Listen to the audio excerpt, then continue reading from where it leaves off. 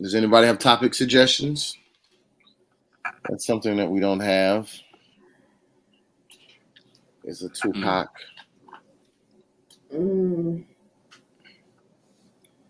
Anybody heard anything happen in these church streets or anything really? Anything topic? I guess it may not necessarily have to be church. We've had a whole series about dating being trash. So, well, it is that time of year that we discuss your aversion to giving gifts at Christmas.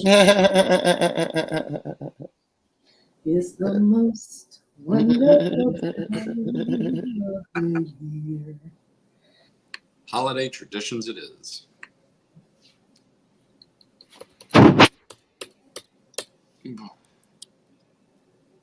I'm assuming y'all gonna be carrying the conversation because I don't know if I got that many. Well, your lack of traditions is kind of a tradition. Because I don't know anybody that doesn't have any traditions, which makes it interesting all by itself. Well, I have a question for Rudy anyways, already. Because I don't think I know the answer. That cool. All right. Okie dokie, daddy okie. Sounds like that's what we're gonna go with. So we can now shakalaka from the boom. Top of the world. Top of the world. Yeah, top of the world. Top of the world. Yeah, top of the world. Top of the world. Yeah, top of the world. Top of the world. Yeah, top of the world. Welcome, ladies and gentlemen, boys and girls, children of all ages. I think that's what they say at the circus. Welcome to another. I miss the circus. Welcome to another episode of the Worst Ones Podcast. This is the place for preacher's kids who come and be the absolute worst. My name is Rudy Wilson. I am a preacher's kid. Jay Rihanna, she's a preacher's kid. Terry Wayne, he's a preacher's kid. And Kellie Lee is a preacher's kid and will be here momentarily. Kellie momentarily. That should be her new name. All right. I just made that up, guys. I know I'm talented. All right. So how's everybody doing? Terry Weezy, we can start with you. What's popping? There's been drama. What? Around here. Yeah. Okay. So as you know, I have moved to a small town just east of Nashville in Tennessee. Mm-hmm. And Saturday, somebody came onto my porch and stole my ashtray. Wow. Right? Okay. Now that's bizarre, borderline animal-like behavior, right? Mm-hmm. Right. But I didn't think anything of it because, it pissed me off, but I was like, whatever. It was old. I needed a new one anyway because I buy these fancy little European ones that, suck everything down and all that. But they only cost about $11 on Amazon. So I'm like, okay, maybe they needed it more than I did. Mm-hmm. So I ordered another one, spent another $11, got the new one, put it out there yesterday at 5:00. By 8:00, that one was gone. Oh, wow. Oh, wow. Yeah. So now I'm like in detective mode because I know it's got to be someone in my building, some neighbor or something like that.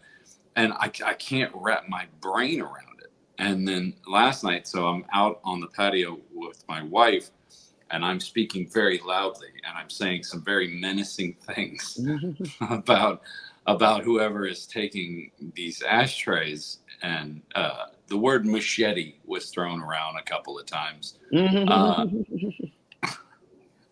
So then I said, I'm going to set a trap, right? which is what I did today. I happen to have another one, and I put it back out there again, and I just stood by the window for like 2 hours, looking through the blinds like a Vietnam vet, waiting for Charlie to come back. And so I went over to my sister's to tell my dad this saga. And we're making jokes, and he can't believe it. And I'm like, I don't know what to do about this. You know, I'm looking up little spy cameras to put out there, see what human animal keeps coming up to my pet. Because you got to remember, it's right there next to our back door. I was going to ask, I'm assuming you don't have a Ring camera or nothing. Like, no, but it's right there by our back door. It's just a glass door. So now last night, my wife is like, she's like, make sure the door's locked. And I said, really? Like, now it's fear, because now it's like, well, they were right there. And she makes the case of this is like something that a serial killer would do, take trophies before they kill you. You know? Yeah, she's weirdo. But yeah, so we're trying to figure this out. And then as I'm coming back from talking to my dad today, I'm looking at other people's patios. All right. I'm looking at their porches to see, like, maybe somebody put it on their porch. And behind the building, next to the barbecue grill, like the shared communal barbecue grill, is a little bench. And on that bench is both of my ashtrays.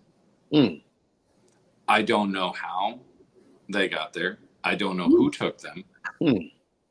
And now I have so many questions, and I feel like I'm never going to get answers. Wow. I just want to know. So then I took the ashtray, put it out there, and I put 2 empty packs of cigarettes out there too, like really setting this trap. Right. And I've yet to capture anyone on film or in person. But I will let you know. I will keep you up to date with the ongoing ashtray saga. That's pretty weird. It's so bananas. It's so weird.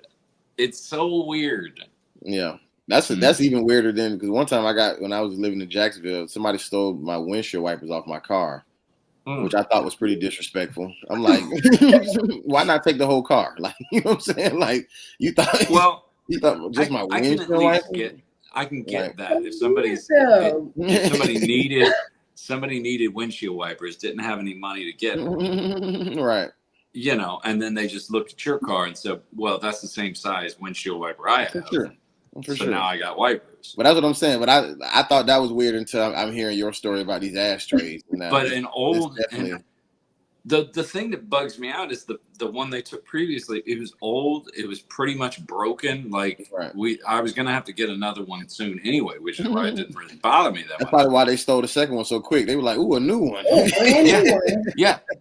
I went deep into theory on this. I thought maybe they're playing 4D chess, right? They stole the first one because they knew I'd have to be forced to buy another one, right? You know, and then they were like, "Then we'll take the new one." Yeah, stealing ashtrays is pretty interesting. that's We thought maybe it was just kids or something, like teenagers, because if you smoked when you were a teenager, it was very hard to get cigarettes. So maybe they were just stealing them, try to get the old cigarettes out of there or something. I don't know. They smoke on the filter. What's left? Yeah, I don't know. But this saga will continue, I'm sure. And I'm not going to rest until I find this person and ask them. I just want to ask 6 questions. Ashtray bandit. I just want to ask 6 questions. That's it. Well, I'm definitely interested. If you happen to find out, I'm definitely interested to see who's out here stealing ashtrays, because that's a hell of a thing to steal. But okay. I mean, it's so weird that I didn't even think somebody stole it. I thought like maybe the wind blew it away or something. Right. Like I'm looking through the yard and in the bushes and things. Okay. Anyway. Well, definitely keep us updated because that's that's very peculiar. Yes. Kellie Lee, what's happening? Well, one, I guess I'll go back and listen to this episode to see what I missed. So I can stay abreast of this ashtray mystery. I don't know. Oh, and go ahead. And that's the thing. This is East Tennessee. This is rural Tennessee. Everyone, man, woman, and children, everyone's armed, right? Okay. Everyone's packing. And I don't know if you know anything about the culture, but sneaking around at night around somebody's house will get you shot. Yeah. So this $11 ashtray, both of them, you are now risking your life for. Hey, guess it was worth it. Kellie, what's happening? How you doing? I'm okay. It's been a week. It's been one of those weeks. Somebody steal your ashtrays? No, I don't smoke, so I don't have any of those. But just it's just been a week, an emotional week in terms of students and student concerns, and I've had like a couple of like discipline meetings when students with disabilities get in trouble. I have to help the team determine if it's a part of their disability or not. And I really don't like those meetings because they can be very taxing. And so I had a couple of taxing meetings this week. One student who just situation was just a tough situation. Homelessness, parents drug abuse. He's been physically abused. And so sad story for him. And then I had another student on the opposite side who moms just kind of let him do what he want to do.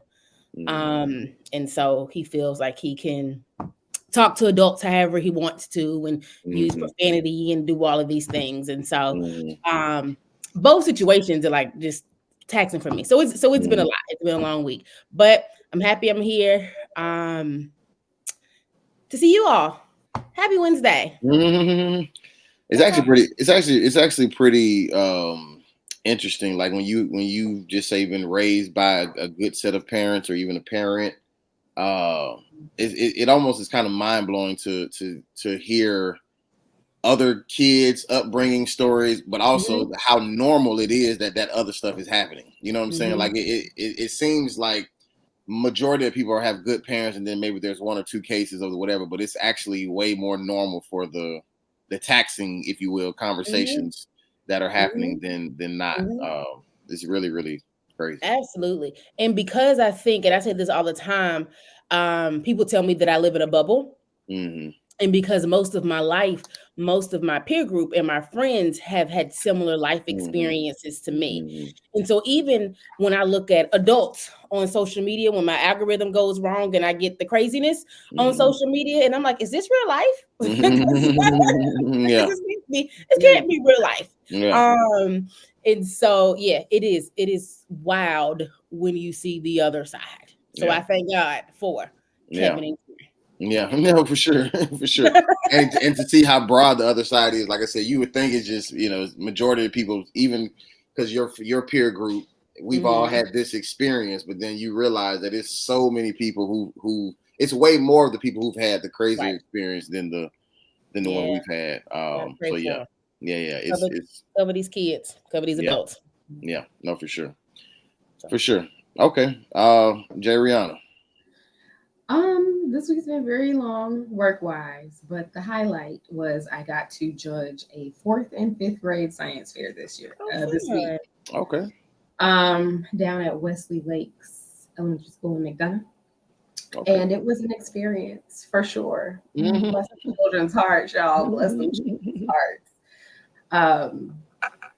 Bless their hearts. Isn't that the Southern way of saying they're touched? We got to keep them on the prayer list. but she's in there like, is this even science? What is it?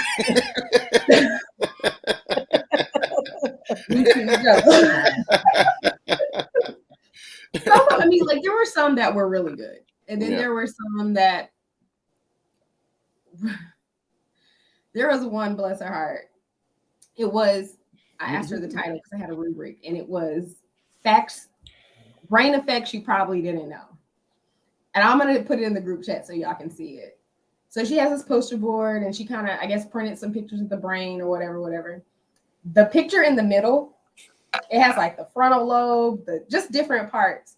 But then in the subtext, it'll say like the frontal lobe, and then it'll say how to serve God, how to speak in tongues, the whole diagram on the science fair project was explaining how the different parts of the brain are related to how you walk out your Christian life. I gave her points for creativity on that one. Okay. Was there a hypothesis involved? Was there this data a Christian science fair? No. Was there somebody else and be like, the Earth is 6,000 years old? Well, I had another student who did their science project on the speed of light. Okay. And it was to determine what the speed of light was. On the materials, it said Google, paper, pencil. I said, okay. But there were some really good ones too. It was just a spectrum. It was a great experience. And let's keep the children on the prayer list. Okay. All of them, everywhere. The best thing I've ever heard about the speed of light is somebody said, close your eyes and then open them. However long it took that light to get from that source to your eyeball is the speed of light, which isn't true at all, by the way, but it sounds good. So I've just always gone with that. Got it. I'm going to put it in the group chat so y'all can see it for yourselves. Okay? I want to see this brain and how to walk out your Christian life too. You got that one too? Yeah. Okay, send me that one. Thank you. But I was inspired because I'm going to bring a science fair to my church, and my dad already approved it. There you go. And I hope other churches in the community, it builds upon, because I think it can be something with a little bit more direction. Right. Guidance, What's going to happen when somebody brings in a science fair thing about evolution or something? Direction and guidance. Okay. Listen some words. Out of curiosity, how did you, I guess, become a judge for this? Like, how did that happen? One of my coworkers knew the person who was putting it on, and we had linked up for another project she needed help with. And so she asked me to do something else for her to help her out. So gotcha. I try to, give back when I can. Especially if it's involved in STEM and minorities. I'm gonna always be there. So she asked, I was there. Gotcha. Cool beans, hot tamales. All is well with me. I ain't got nothing new or interesting happening. It's same. I'm in the same state I was last week. So praise God for that. Are you still not smoking? No. You still so you stopped. Yeah. Okay. Yeah. I didn't want if you went back to it or not. No. Nigga, life on the line. I can't do that. How's that been going for you? Is it been a drastic change not smoking or just no? No. Okay. Once you kind of, well, at least for me, I ain't gonna say speak for everybody, but like for me to any just say habit or whatever is really the hardest when you like just say the first day or so or whatever. But like once it's just not in my routine of doing things, I don't even think about it, honestly. Gotcha. Okay. Yeah, it ain't. And I've stopped smoking before, so I don't, it was something I was already kind of praying about, not necessarily like stop smoking, but it was more or less the stronghold that it had on me. You know what I'm saying? Like when you realize that when you get paid, you factoring out, the money for the plug before you pay your tithes and offerings. That's a little, you in a bad place. You know what I'm saying? Like, and so though it wasn't necessarily like stopping me from functioning, I wasn't like, not doing stuff or not, whatever, but it just had too much of a stronghold on me. So I already wanted to be able to have control over that. And so then God took my throat and put me in the hospital and said, here's the answer to your prayer. So gotcha. Yeah, that's something Seems like maybe you have to go here. Right. I've never spent the night in the hospital. You know what I'm saying? I was there for 3 days. Yeah. You know what I'm saying? Yeah. So seems over like something. maybe edibles could have also been your answer to your prayer. Well, no, I don't. But I never like edibles. Like, yeah, that ain't never been my thing anyway. So, yeah. So yeah. But I'm not missing nothing. Trust me. I'm still around people who smoke all the time, comedians, whatever. But there's no temptation there. So, gotcha. I got my pop on it now. You got your pop on it, your dad. Oh, yeah. Oh, gotcha. Well, because medically. We looked at a couple of things. Well, I did. I looked at a couple of things about edible THC and how well it works on Parkinson's patients. I'll put it in the group chat, but it's a very remarkable video. Within about 10 minutes, dude, all tremors had stopped. It was pretty crazy. Gotcha. So, yeah. Gotcha. Group chat popping today.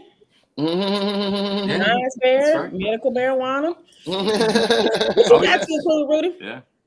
Say it again. I'm like, we need to put something in the group chat too. Right. Oh, we got to add Group chat, right.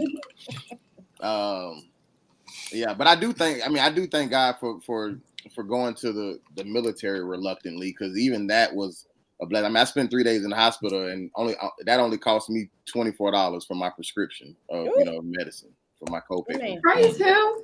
Hey man, yeah. $24. $24. I was in the hospital 3 days, and that's all you had to pay was $24. $24. And that was for the prescription.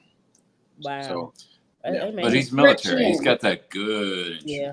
But that's what I'm saying. But I didn't. The military was something I always said I would never do. You know what I'm saying? Like, it was so me, and then even me being in it, like after I was in it, like I was counting down the days and whatever. So it's really been a blessing on the back end now that I'm out more than when I was in. But yeah, so yeah, like I said, reluctantly, being in the military, it definitely, which was God who told me to join, but I thought it was for something totally different. But it has blessed my socks off on the outside. So now, see, I was going to right after 9/11, and I always wish I had of, but I didn't because my mother said she'd kill me. Because it was right after 9/11. She's like, we're going to war now, right? Yeah, that was that's why I'm going. I'm going to, Yeah. No, I'm glad I was able to join way after all that had calmed down, for sure. Because that was a little bit more dangerous time. But anywho, our topic for today that we came up with here on camera was holiday traditions. We are coming up on the holiday season. Well, we're in the holiday season, but even more so Christmas. And so we all have holiday traditions that we may have experienced growing up. Some we may have picked up in our adulthood. And so we are going to discuss them today. So being that this is kind of on the spot, I don't know, do we want to go through the old ones first and then the new ones, or just let everybody do both, or how y'all want to do it? Does anybody have holiday traditions? Let's start there. I do, but it doesn't matter to me. All right. Well, you just lead us off. Just go ahead with what you used to do, and then what you still do, and what you now do. That's maybe new. So our family traditions: Christmas Eve, we do a family Bible study, and we basically go through the birth of Jesus. We read it. Everybody kind of gets a scripture type of thing. And then we go through and say one thing that we learned that we didn't know before, that we didn't really see before in that story. And it's very interesting to see different people's perspectives, because sometimes it's, something very big. And then sometimes it's like the simplest thing. It might be the facial expression, or a description of the atmosphere at the time or something like that. Mm-hmm.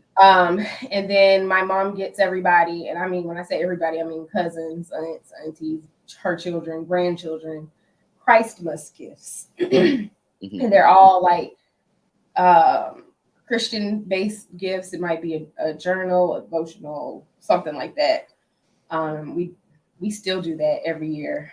And then Christmas Day, we do breakfast. Well, we do in our in my immediate family, we do another Bible study because, I mean, why not? We do another Bible study. I mean, yeah, it's like, why not? And if church is on Sunday, oh, we going to church. Before we open any presents, we're going to church. We do a Bible study. My mom cooks breakfast. We open presents. We go in order of age. So like DJ opens all his presents first, then me, then it used to be Jessica back in the day, but she got her own family. So then it'll be my mom and my dad. And my grandmother lived with us. My dad's mother lived with us for 15 years before she passed. So she would also get like the Pettifor, I don't know, boxes. You order them on, well, I don't say online, from the magazine, but the Pettifors and like the sausages and cheese and those things. She would get all of those. And then my grandmother was notorious for getting my sister and I like school supplies with our names engraved in them, or she would get us like baby dolls that had our face put on them. Like she was that type of grandma. Everything was personalized. And so then from there, we would go to one of my church members' house for brunch. And then we would go to my grandmother's house, my mom's house, and do presents. Well, before we went there, we went to my dad's sister's house and do presents and food. And then we go to my grandmother's house and do presents and food. And we would go home. Now, like this Christmas, I'm going to my parents' house, do presents, Bible study, all of that. We don't do New Year's. I mean, we don't do Christmas Eve Bible study anymore, but that's because we now do a holiday party at my sister's house, and it's like extended family. So cousins, the cousins' in-laws, they brothers and sisters, their kid, like it's everybody. And so we'll do like a Bible study, game night, dinner, movie night, all of that. It's a pajama party this year. So yeah. So we do that. And then I'm having a pajama Christmas Friendsmas party on the 23rd this year with some friends. Y'all know I just love Christmas. My house is already decorated. My house was decorated on November 10th. So yeah, just having different events and spending time with a lot of friends and family. November 10th. November 10th. So you don't even let Thanksgiving have its own thing. See this, there's a systematic way. November 10th was Veterans Day, right? So that's like another holiday under the belt, before. So I gave it a couple of holidays in between. It made sense to me. It made sense. That's all that matters. I could have put him up on the first like I wanted to, but then Veterans Day and Thanksgiving would have, you know what I'm saying? So this way, it's only you just disrespect them both, and then it's just Christmas. Got it. Yeah, I do want to try to go ice skating. I've had a traumatic experience with that before, but I want to try it again. Gotcha. Ice skating's like riding a bike. As long as you're still moving forward, you're not going to fall that much. It's the stopping part, because you're right. Once you get going, you're going, but trying to stop. Yeah. I did a whole forward dive, all of this that was a wrap. When y'all would do the Bible studies, would it always be like your dad or somebody teaching it, or like how did that go? My mom led it. Oh, your mom led it. Gotcha. And would y'all like every year, would y'all actually find something new that you didn't see the time before? Yep. And it was fascinating because like even the kids find something. I mean, everybody's perspective is just so different. And even just like I said, hearing the kids' perspective, it just helps you kind of see things from a different way. You're like, wow, like, who would have thought you got that from there? Right. So, gotcha. Yeah. Gotcha. I will say in our house, Christmas is truly Christmas. And I think I said this in an earlier podcast, like every decoration in my mom's house is like Christian themed. The bulbs on the tree says Jesus is the reason for the season. Like she has a nativity scene. She has a sign that's outside with spotlights. I'll send y'all pictures of this. It says Jesus is the reason for the season, and she got a nativity scene out there too. So for her, it's really just drilling in the real reason for the season, and that's how it's always been. So I'm gonna have to get her one of my uncle's signs. She'd like that too. She's good. She don't need that one. No Satan Claus. We did have somebody in our neighborhood put up a Krampus like statue and had red lights pointing up at it. They put it in their front yard. You know how you decorate your house with stuff outside? They put Krampus in the community. Like, I don't know what happened though. Gotcha. Okay. And just one last question for you, Janessa. Do y'all have like a family favorite like Christmas movie or something that y'all always like a go-to? Well, not as a family collective. My mother watches The Preacher's Wife every Christmas. That is her movie. She got to see Dirk Cheney. Dirk Cheney with his gray hair. You know? But no, my mom watches The Preacher's Wife. That's like her thing every year. But as a family, we have a family song. James Brown, Santa Claus Goes Straight to the Ghetto. Straight to the ghetto. Song. My parents said they thought they lived in the ghetto growing up and wanted Santa Claus. Well, they wanted to live in the ghetto because they wanted Santa Claus to come to their house. Straight to the ghetto. And my grandfather used to play that record out. And so we can't make it through Thanksgiving, Christmas, and New Year's without that record being wore out in the house. So. Gotcha. Oh, Jimmy Brown. Okay. Hey y'all, sorry to interrupt, but we have a few church announcements. Follow us on Instagram at TheWorstOnesPK. New content coming soon. We also have a TikTok at TheWorstOnesPK. No content yet, but continue to check us out. When you listen to our podcast, you can find us on YouTube, Apple Podcasts, Spotify, Google Podcasts, wherever you find your podcast. Just make sure you type in The Worst Ones Podcast and you'll find us. And when you get there, make sure you like, you comment, you subscribe, and you share. Thank you to our 500,422 followers. We love you so much. Now, back to the show. I think my favorite family holiday tradition is seeing the Christmas lights. So we used to, as a family, so we were strange maybe in general. We used to like to go and see houses just in general. We used to just like to ride around and look at houses, especially big houses. And so we also like to ride around. So Christmas time, we used to like to ride around and go see Christmas lights. And so that's something that I still enjoy doing now. Sometimes I do it with my friends, sometimes with my parents, but that is one of my favorite holiday traditions is going to see the Christmas lights. My dad is really big on decorating the house. It was decorated Thanksgiving. Yep, it was already decorated when I got there Thanksgiving, so I'm not sure when he put us up, but it was Thanksgiving. Veterans Day. You said what? This was Veterans Day. Right. It may have been because it was definitely there, all set up and fancy.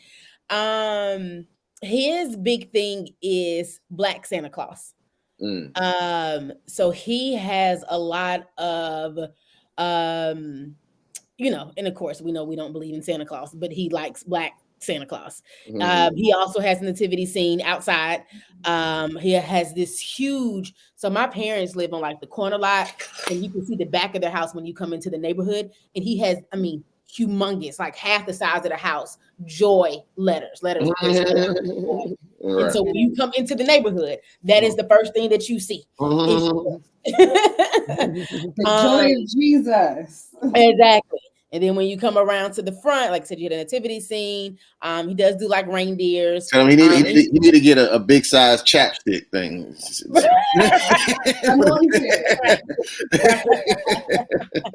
Anointed. But he enjoys it. He is after Christmas. He is at all the Christmas stores and Home Depot trying to get all the lights and all the stuff on sale for next year.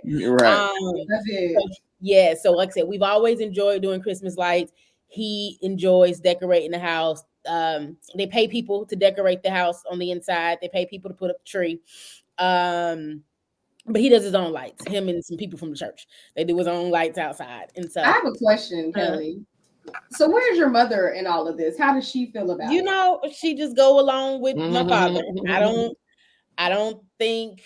I mean, I think she likes it, because he does, but it's really his thing. Okay, it's definitely his. He's thing. never like, oh my god, we get those decorations. We need those. We need the candy canes. My mother, no, she made him. My dad likes this is the time where my dad is always when I think about it, he always has his little drama piece in it. Goes the extra mile to make sure that you get it. And so he definitely does. And their neighborhood it started with maybe about 7 or 8 houses. Now they may have about 15 or 20. But the original houses, there's low key like a competition between like 3 or 4 of them of who has like the best lights.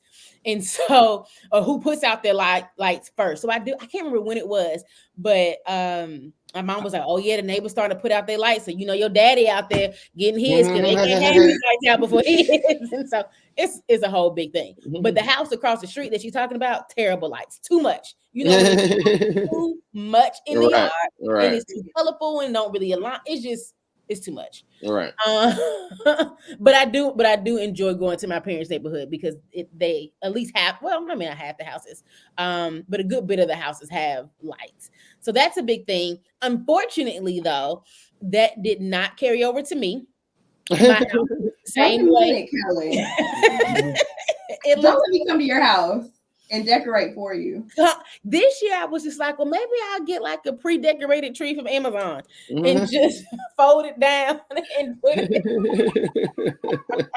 The only part I'll disagree on this is you said low-key competition. I don't think it's that low-key. It's high key. I think they know exactly what they're doing. Kellie, did you not see the Christmas tree that I just decorated this weekend? I did. It's a thing for me, girl. Pre-decorated. Okay, so then I said maybe just pre-lit, and then I can buy some bulbs and put it on there. And I said, I will help you if you got a tree. My dad would give me some lights, give me some stuff like, hey, do something, put something on the porch, put something somewhere. And I'm like, I have a wreath, Kellie, I can give you. I got about 3 or 4 in the garage. I'm gonna have to put it on the porch. Somebody will steal it along with my house. Trash. I got a bow on it. It's lit.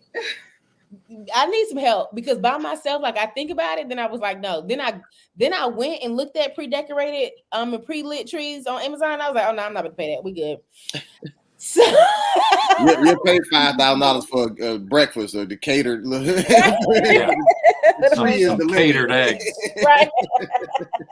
I was like, no, I'm good. So yes, like I said, so as much as I enjoy going to see Christmas lights, I have 0 lights, 0 ornaments, 0 anything Christmas related in my house. But so come help. You should go down to Florida then, because there are people that take it way too far. Really? Way too far. I mean, these people have probably spent $60,000-$70,000 on decorations on their homes. It's insane. Wow. I remember there was a house here that did like a Prince theme. And so and it was like a popular landmark. I don't know if they still have it here in Atlanta. It was a popular landmark, and like every hour on the hour, it had like all the lights were like synced with like Prince songs, and they had like it was pretty cool. It was pretty cool. Yeah. What were you gonna say, Rudy? I'm sorry. No, I was gonna ask when y'all, whether it be in your parents' neighborhood or even when y'all go see the lights, like, do any of the neighborhoods, like, I guess. So I'm gonna say this and I'll explain what I mean. Like, do stuff together, and what I mean by that is I remember because growing up, we definitely went and like saw different like neighborhoods that people like it'd be like a block where people do the lights, whatever. But they would almost like just say if it was a house on this side street, a house on this side street, and they would find a way to like connect their lights even to cross over the street and all that other type of stuff. Like it was almost like everybody on that street was in sync, like knowing that people are going to come to our little street and see our lights. So let's Did y'all catch anything like that, or is everybody? I've probably seen them more on social media than I have in real life. Okay, gotcha. Yeah. You know, that's the ones I respect. Is the ones on social media. If you go to like, you may have seen these posts where it's some big elaborate house with this huge, display and animatronics and lights everywhere, and then the neighbors just have like they just put an arrow in lights and says ditto. Like that would be me. I respect that. Yeah. That would be me. I respect that. Like we give up. That would you be me. you win. You're the Now king you of Christmas. Get the thing you put, like the projector thingy you put in your yard and point it to your house, and it just. My sister. It might be up your speed, girl. See, here's the thing too. I live in like the back of the neighborhood. No one really. I mean, there may be a couple of people with a wreath, and maybe one or two people with lights, but no one really like. I live in a townhome community. Like we got a little subsection in the back of my bigger neighborhood, and no one really does anything. And so it doesn't. Some people have like the little blow up little things in the front. But it's not because we're in the back of the neighborhood, so nobody really sees it. I do enjoy driving around my neighborhood and seeing other people's lights because I have some single family homes and they do some nice things. But I did say this year, I'm like, I want something like a Christmas, so I said I'll start with like a Christmas tree, and then maybe that inspired me to have I went to a friend's house yesterday, like I said, like my parents, they have all the little cute little knickknacks and the bulbs and the jars and the thing. And I'm like, that seemed like way too much. We should you should talk to my sister about this. She's the one that does this. Like her whole, she got lights on the house. She's got 3 or 4 of the big inflatables. One of them's like 30 feet tall. Wow, yeah. And it's like a Frosty the Snowman, but he's got his arm up like this. So every time I see it, I call it Nazi Snowman or Nazi Frosty. All right. Because it's kind of got the arm up like that. But yeah, so that's one of my favorite Christmas lights. Huge tradition for me. In terms of Christmas Day, my daddy gonna have church Monday, Tuesday, Wednesday, Thursday, Friday, Saturday, Sunday. Goodness. He gonna have what I'm saying, whatever day it's on. Right. Father was going to have a 10 o'clock Christmas service, right? Without a doubt. He did not do Thanksgiving this year, which was huge for him. I'm like, we're not having a Thanksgiving service. Right. Huge for him. Oh no, we going. What does Thanksgiving have to do with the Bible? It doesn't matter. Religion in general. It literally happened thousands of years after. Thankfulness. You come to church because you were thankful and grateful for all the Lord has done, and you better give him praise on this day. It's another opportunity to praise the Lord. Let's take it. Kevin Lee, gonna take it. So church. When I was younger, of course, we used to open up gifts in the morning. Now, hold on, sorry, somebody calling. Now, with hold on, somebody called, messed me up. Okay, here we go. Now with my nephews, we wait until 8-9 o'clock until they come to, and then we open up gifts. But ain't nobody really got. I'm grown. We don't really have nothing. This year, I asked for a new garage door opener that I can do from my phone. That's what I want from Christmas. Old nigga gifts. It's funny you said that, 'cause I forgot to say that. For us, me, my sister, and my brother, we all make lists, even in our big age. All 3 of us make our lists. We send it to our parents, email, text it, whatever. I put links in mine, and then we send them to each other, and we get each other stuff off our list. That's sweet. I can send you. I wish take up my list for this year. You know what? I might do that just to see the look on my dad's face if I send him a Christmas wish list. It's like the thing. Like my mom will be like, "Are you gonna send me your list? Because if I don't have it, I'm not gonna get you anything." And then just nothing. Just my niece, I was gold. talking to Jessica, my oldest niece, Layla. Y'all, she's 16. She does a PowerPoint presentation. Jessica. She said that's a trend. She's been doing PowerPoint presentations for the past 2 years, and all I could say was, maybe I need to do a PowerPoint. I just saw that. That's been a trend now. Is teenagers doing PowerPoint. presentations. This is why I need this trip to Bora Bora. Right. You see this bill?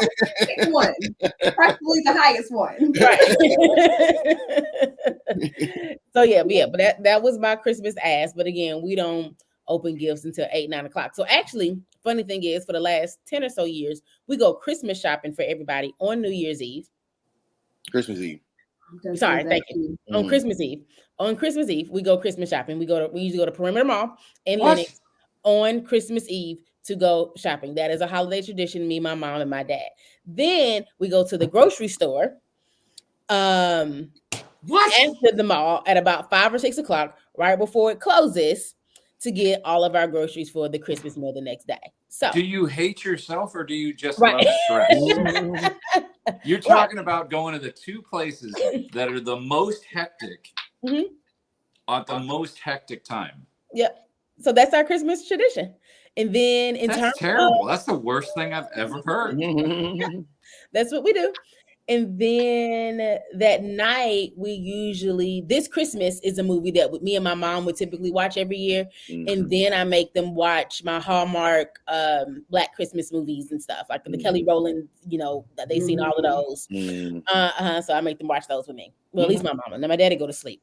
Do y'all also play Russian roulette? Because it seems like with the love of stress that you have, that seems right up your alley. We do not. So, and then like I said, then Sunday we go to church, we come back, cook, eat, and then my nephews come over late at night, and then we open up gifts. But yeah. Oh, y'all open up gifts at 9 o'clock at night. I thought at 9 o'clock at night. Oh, okay, gotcha. After church, after eating, it may be 5, 6. We also do Bible study and devotional before we eat and before we open up gifts. So we'll do it twice. We had to talk about, one thing again you're grateful for, you're thankful for, goal for the next year, those things. But we do that before dinner because that's usually me, my mom, my dad, and then before we open up gifts because that's my nephews. We have to read a scripture and sing a song and all of that. But that's it. It's super casual. One thing I do enjoy is super casual, laid back. Like we in our pajamas all day. Like it's not super casual if you're going to the mall. That is and by the way, Christmas Eve is actually way more important than Christmas Day. Americans really kind of made Christmas Day the thing, but the whole rest of the world, Christmas Eve is the joint because that's like when Christ was born, Yeah, I mean, all right. So Terry, what you got? What's your tradition? Thankfully, it's nothing like Kellie's.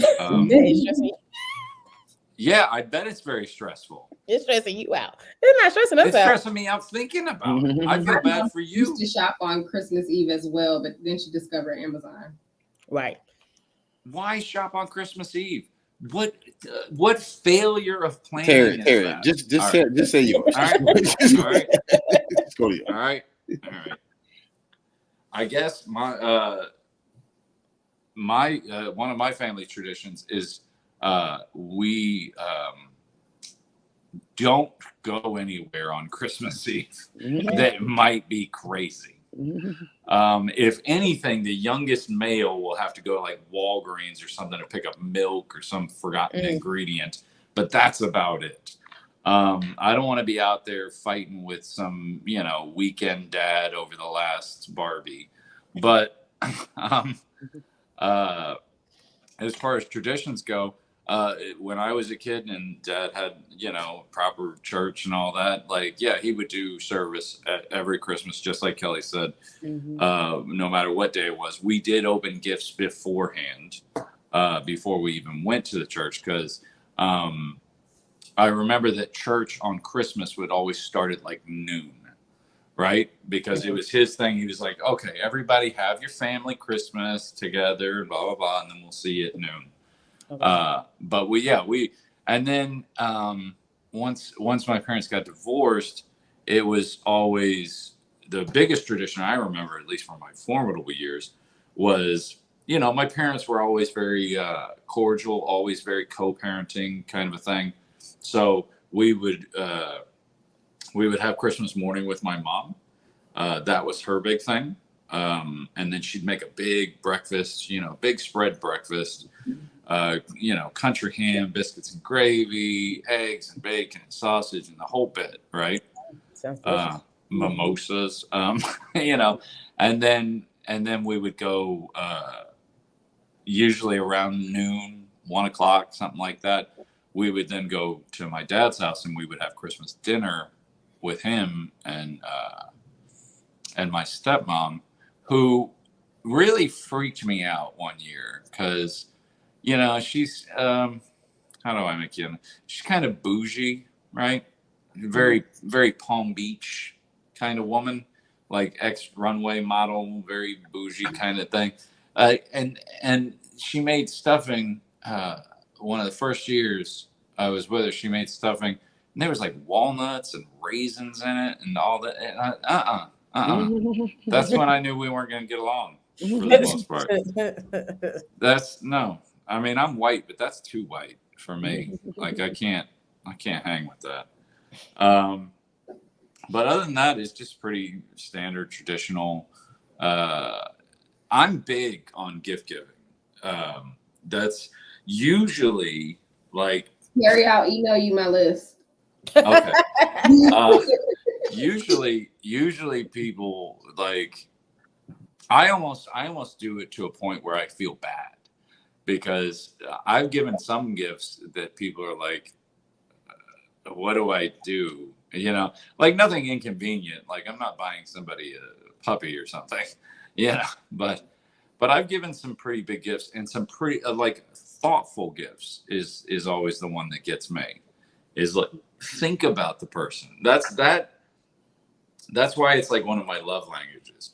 Is because if you get somebody a good gift, because I spent so many years as a kid having to open up gifts and fake enthusiasm.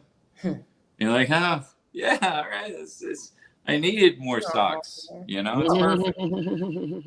And that was something my grandfather always got us. He would always give us the same thing every year. A $10 bill in a little like Santa thing, and then socks. And that's what we got every year. Which now as an adult, I love new socks. If you get me socks, a fresh pair of socks that hasn't even been washed yet, that still has like the chemicals on it. Oh, slide them on my feet. I love it so much. It's like one of my favorite little weird things. But no, I tend to go very thoughtful or very overboard. Like during the pandemic, I realized that travel was so cheap, and I was like, well, I want to do something. I want to at least once in my life do something like huge. So, and I realized that during 2020, when everything was locked down and all this, so I bought my dad a trip to Puerto Rico with hotel, airfare, all that, but for the next year, because I was like, all this will be calmed down by 2021, by the end of 2021. So I bought it for that. And I got it dirt cheap. And then I said, well, I can't just do that for him. So then I got my sister a trip to New York with hotel and airfare and all that, But nice. Some of the best gifts I've ever gotten are just thoughtful things. Like think about the person. Think about. I think one of my dad's favorite things I ever got for him was I got him. His father was in the military. He was my grandfather was at Iwo Jima. Which I'm sure, Rudy, you know what that is. Mm-hmm. If you've ever seen like the statue of the Marines lifting the flag in Washington and all that, that was Iwo Jima. So he had his father's funeral flag, his folded flag, and he just kept it like in his gun case. And I'd seen it in there a bunch, so I got him a custom made, like display cabinet thing for that. He still has it to this day. When he moved up here, he brought just a few small items with him when he moved up here. And that I remember I was unloading his pod and I was like, oh, you still have this? He's like, it's one of the favorite things in the world. Yeah. So things like that get me, because that's my love language. That's how I show affection. It's like, watch what I can do for you. But, because, I'm rough around the edges, but I'm going to show you how much I know you with this gift, So that, to me, that's what it's always about, because people, get cynical or whatever, and they talk about the materialism of Christmas and how it's all just a product and the economy's kind of tied to it now. And I mean, I understand all those things, but when it really comes down to it, like, that's what I think about it as. But it's a double-edged sword, because if you do end up getting that crappy gift that has nothing to do with you or any of your interests or anything that you like, it's kind of like, oh, okay, you don't really care about me at all, do you? See, and I feel like it is a gift to be a good gift giver without help. I am not. And not that I'm not thoughtful or I don't love or I don't whatever, but just tell me. Well, no, but I was just about to say, but that's my judgmental on other people, because as you just said, it's not something I've had to learn that over time. Because it's, I remember one time I was dating a girl and I got her a diamond ring that cost $2,000. Wow. And she got me a Tennessee Titans license plate holder for my car. and I was like, we're a little off balance here, aren't we? Between you and I. But it didn't mean that, it was like, well, I do like the Tennessee Titans. So she got that one right. But I had to kind of learn over time. It's like, just because it's my love language is gift giving, it doesn't mean it doesn't mean that everyone's is. So no, but that's what you learn over time.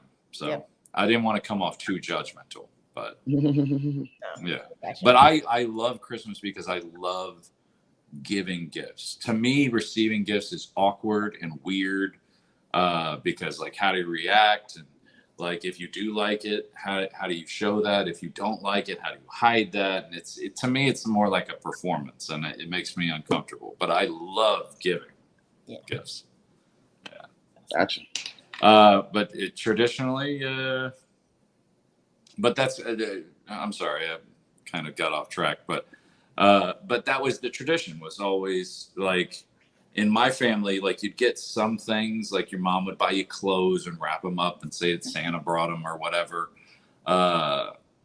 Jesus always gave us a gift every year, which is weird because it's his birthday. Even as a kid, I thought that was weird. I was 8 years old and I'm like, why is he giving me a gift? But then Santa would always bring one big thing. And I guess that just stuck with me, the one big thing, because we all buy gifts for other people, but there's always that one that you're excited about. You're like, oh my God, I can't wait till they see this, kind of a thing. Which is, it's whatever. But and then, do we have any other tradition? Oh, who was talking about movies, Preacher's Wife and all that, and your Lifetime movies or whatever, Hallmark channel. Both of them, both. Mm-hmm. Well, Lifetime's more about hitting women, and Hallmark's more about women falling in love, right? Am I wrong? This movie's falling in love, but go ahead. Okay, I always associate Lifetime movies with some battered wife or something, but based on true events kind of thing. They do have those shows too, but we're talking about Christmas. All right. It's a Wonderful Life, which was a tradition that I started, actually.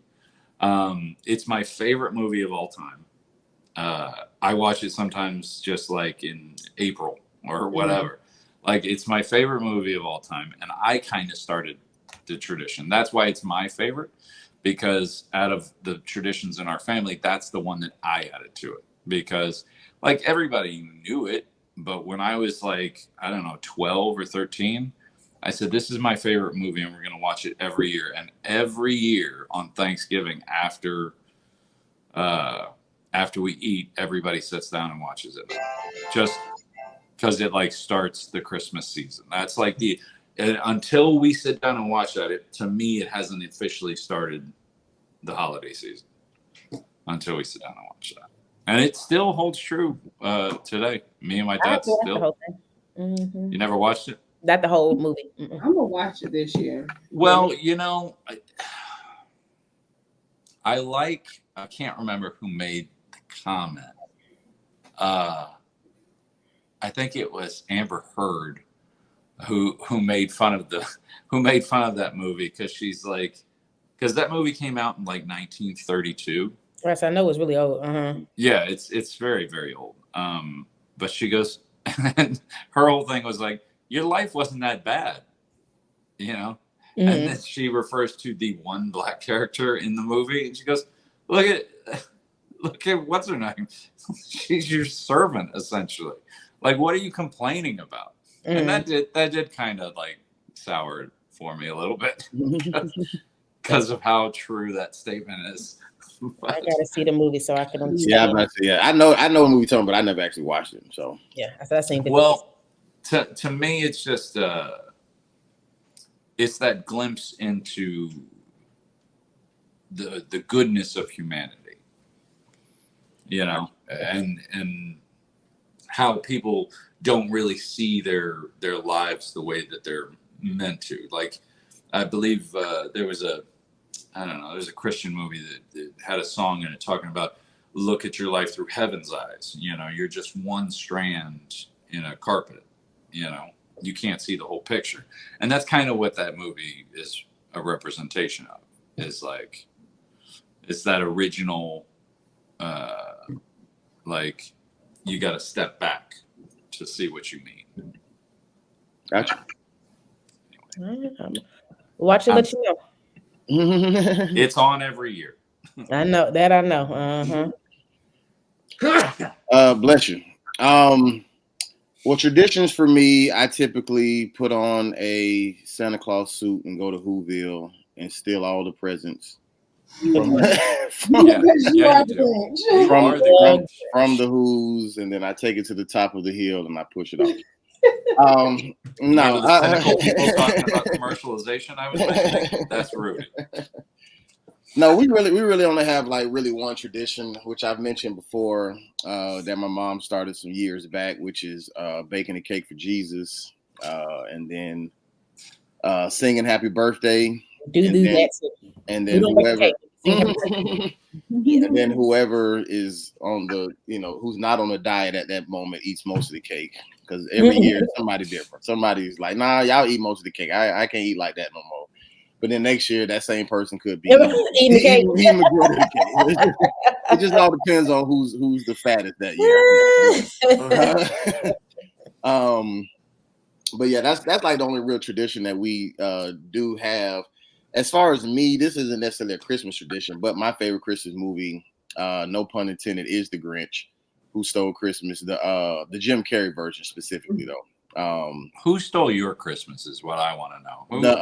Who turned you into it really has nothing to do with like necessarily even just the storyline. I just think Jim Carrey's performance as the Grinch is just phenomenal. He's one of my favorite actors as well.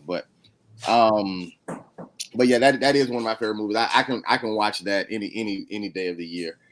No, it is. I'm trying to think, but yeah, I don't know if my dad always just has like a church service, but I know growing up, I've definitely been to a Berean Christmas service for sure. That like my mom, she'd be wanting to go to church on Christmas or whatever, and so we've definitely been to a Berean service for sure. I mean, that's really about it. Janessa, I know you said you had a question for me. You said that earlier. Yeah, you kind of answered it because I knew y'all do Christmas your way. And so I didn't know what that actually looked like. Is it like, do y'all wake up and your mama has the cake and y'all are like party for Jesus? Or is it, later? Is there a tree? There's no tree. No, because when we started this podcast, you had a tree in the background. But I got that because somebody set it out at our apartment, and so I put it up because I knew that every time I got on camera, people would ask about it. So it just so was kind you'll of do like, a tree as long as it's free. No, it had nothing to do with it being free. It just was a conversation starter. I knew it was like a joke, an ongoing joke to me. I knew that people would always be like, "Yo, why you got that Christmas tree up behind you?" And so I just kind of became a thing. But when I left California, that tree was still sitting in the same place. So I think my sister uses it now, probably. But growing up, we never had a tree because my mom found some scripture in the Bible about people decorating trees and making it their god, not necessarily for Christmas, just that being a thing. And so growing up, we just never had a tree. Does Risa put up a tree and decorate or no? Risa buys herself gifts, wraps them herself, and then opens them on Christmas as if she don't know what the gift is. So I would do that too. I do that too, but I will buy stuff from Amazon, and when they come, I just don't open them. And so I wrap them. So when I open them on Christmas morning, I really don't know what I'm unwrapping. Like I forget. Reese's by the time I open them, she's fully aware of what's in there. Okay. Well, I'm with Risa because you got sad Christmas. I think that's just my opinion. That's sad Christmas. I mean, sure, that's what's up. You know what you guys should do? You should do gifts, but just put like a $20 limit on it and see how creative everybody can be. You know? Sure. We've not, but I mean, I don't think we have to go down this road again, guys. I think it's so fascinating, though. It's not fascinating. You're right. It's not a me, it's Terry. Right. Yeah. Even the Jews have Hanukkah, man. Like, come on. Yeah, and that's fine. Oh snap! I don't knock my like that. Yeah, but even to answer your question, Janessa, like my mom, like even growing up, like she would kind of like decorate like inside the house. We never did like no lights or nothing on the outside. I think the most we ever had on the outside was maybe like a wreath on the door. But she would put like the little that wreath like material like on maybe like the stairwell rail or something. And even like I think those I don't know if the Christmas lights were like attached to that, but we had like the white Christmas lights that intertwined with that little wrapping or whatever. No nativity scene? Little baby Jesus, little mother. We might have had a little small one with a little black family on there or something. You know what I'm saying? But it was like small enough to sit on like the shelf or something. It definitely wasn't nothing. It was like pretty much any decorations we had, you had to be inside our house to see it. It wasn't nothing crazy like that. She would put like the little candles in the window, so like in the windows or whatever, so people from outside could see that. But nothing too elaborate. But Risa, yeah, Risa still she's more definitely like into the just say holiday stuff. She, you know, especially even with her little dog, she put her in little Christmas pajamas. You know, ever since I was 21, if I've ever bought anything with Santa on it, I always pick the Black Santa, just because I like to confuse people who come to my house. yeah. Just throw them off. I'm just an instigator. Is the problem? Yeah, I mean, like I have an aunt, my mom's oldest sister. I don't know if she still does, but I know growing up, like she was real elaborate with her decorations, like to the degree of like she would have like little like towns and trains that could go on the track that go through her house, and like with the little people and the little scenes with like people frozen ice skating or whatever, you know what I'm saying? Like all that type of stuff. My mother and my sister, you're describing them both perfectly. Yeah. But as far as like actual traditions, yeah, probably outside of like going to church. I mean, we ain't never did like a Bible study or nothing like that, but probably outside of maybe going to church or something. The only thing really is just the cake for Jesus. That's probably like the only thing I can really think of that's like a consistent thing. But yeah, it's a sad Christmas. It's you don't even have like a big meal together. Nah, I mean, but we not even that pressed to do that even on like a Thanksgiving or something. Like we kind of, you know, as life go on, you just do stuff differently. Like I said, we went to Disney for Thanksgiving and we ate park food, you know. So it's that's something though. Yeah. It's you know, I mean, it's just to those who it is a big deal for, you know, they do it. Like I said, Risa, she does it, you know. to the fullest. But just the others of us, we just don't. I know, but her thing is almost sadder that she buys her own gifts and then wraps them and then opens them. I mean, she wants that whole experience. You know what I'm saying? My mother does it too. Yeah, that's she. I do it. I guess it's the thought of wrapping a gift for somebody and opening a gift for yourself. I didn't feel that way when Janessa said she buys things and just doesn't open them and then opens them. But it's the wrapping. But I wrap them. Oh, you do wrap them? Yeah, that's part of it. But let me say this. This is something else my mother used to make us do growing up. She would make me and my sister wrap each other's gifts. So like, you know, when you would go to the Macy's or whatever, they used to give out boxes back in the day. So she would fold up whatever we had, put the little tissue paper in, put the box, tape up the boxes, and then write our names on it. And then all the presents that said Jessica, she would give to me and say wrap them. And Jessica did mine. So I think that's just her. Oh no, I think it's just in me. Huh? I think that's her just what do they call it? She's just getting out of wrapping duty by delegating. Like, all right, you wrap your sisters, you wrap your sisters. Absolutely, because our presents never said from Santa. It said from Sonia and Dexter. From Mommy and Dad. We bought these gifts. I totally get that, because Christmas can be, if you're the one that's putting it on, you know, it can be a lot.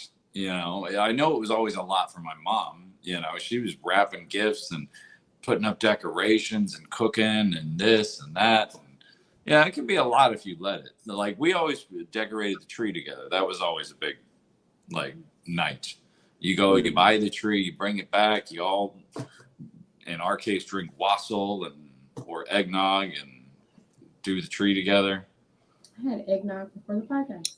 But even to Kelly's point earlier, and then we can wrap it up. But I like, because gifts definitely isn't my love language. It don't matter what day of the year. It ain't got nothing to do with Christmas. So I honestly, I'm not I don't know if I would consider myself a good gift giver as well.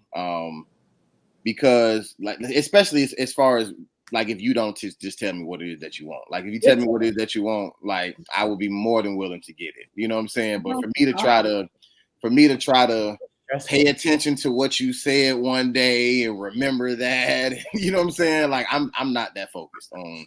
And maybe if I get in a relationship one day, maybe it'll change. But you better learn. For people, you get a wife, you better learn. I've definitely spent Christmases with girlfriends, and they understood. So it's a yeah. I just don't be thinking about it that tough. But if you definitely blatantly say, hey, I want this, then I'm more than willing to grab it. So you know what I'm saying? But as far as if I'm spending time with you, which is my love language, I'm present in the moment. Like, you gonna feel the love from that time that I spent with you. But it will come down to gifts. You know, I rather just either you tell me or I'll just give you the money and then you can go get whatever it is. Now, see, I deliberately tell people, don't even ask me for what you want, because I don't want to know. It defeats the whole purpose, in my opinion. Yeah, well, I need you to defeat the purpose, in my opinion. For me, listen. I need that purpose defeated. You can give me some options and I can pick one, but you're going to tell me. Right. No. Anyway, Janessa, you got jewels? Yeah, but I'm tired. Let me save it. I thought we was gonna be done. Kelly gonna cut you out. Look at Kelly. Kelly, you want the jewel that bad, girl? That's how we get from week to week. It's one right. minute. Come on. We can be done. I'm tired today. All right. This week's jewel is happiness is a journey, not a destination. And I got here just because I was at a point. I had always heard that no one can make you happy. No one is required. No one is responsible for your happiness. We are all individually responsible for our happiness. And so I leaned into that for the past couple of years, and I started doing some things, trying new things and seeing what I liked, didn't like. And I thought I had got to a place where I thought I was happy. And then life changed and life got busy. And the things I were doing that was making me happy started to become more like a chore. And so I was talking to God like I always do, and I was getting frustrated because it's like I thought I was supposed to be happy, or I thought I was happy, and life was going to be great. Everything's going to fall into place, and I'm miserable. And he revealed to me that what I just said, the jewel of today, is that happiness is not a destination, it's a journey. And as your life changes, what makes you happy changes. The things that make you happy in your single season will be different from what makes you happy when you're married. When you don't have kids, when you have kids, when you're empty nesters versus when you're 15, all those things that make you happy will be different. And so I kind of have shifted my focus from, feeling like I had arrived and not arriving, and now just kind of embracing the journey. So I'm trying to find out some new stuff. I'm still gonna garden, I still crochet, I still do all the things that I like to do, but I'm also just kind of taking the time to explore some other things, especially in this season of my life where I don't have as much free time or as much flexibility as I used to. So I'm having to kind of put in some work to figure out what's going to make me happy. And so that's what I just also want to encourage you. That was 2 gems right there. Listen, you was trying to promote them. Happiness is a journey, not a destination, and put in the work. Okay, Amen. That's it. Amen. Kelly got a bonus. Right. We needed that. Don't you ever withhold your gift of Janessa's jewels. Now we gotta go because sis need to go to bed. Y'all feel promise. She already in the jammies. All right, go ahead, Kelly. Oh, I'm too early. Well, we all did. Right. At Princess Kells 51, still private. Still private. At J Rihanna, at J Rihanna _. We have fun over there. Having fun. Terry Wayne comedy everywhere. Unclaimed Ashes. The book is on Amazon for sale right now and makes a great stocking stuffer. I'll wrap that and open it on Christmas Day. Sure. Somebody send it to Risa. Socks. For God's sake, somebody wrap a gift and send it to Risa. And shout out to Risa at RHESA_G. And that is it from us. We appreciate you guys each and every week for rocking with us, listening to us, watching us, supporting us. Please continue to do so. Happy holidays, and until next week. That was long. We out.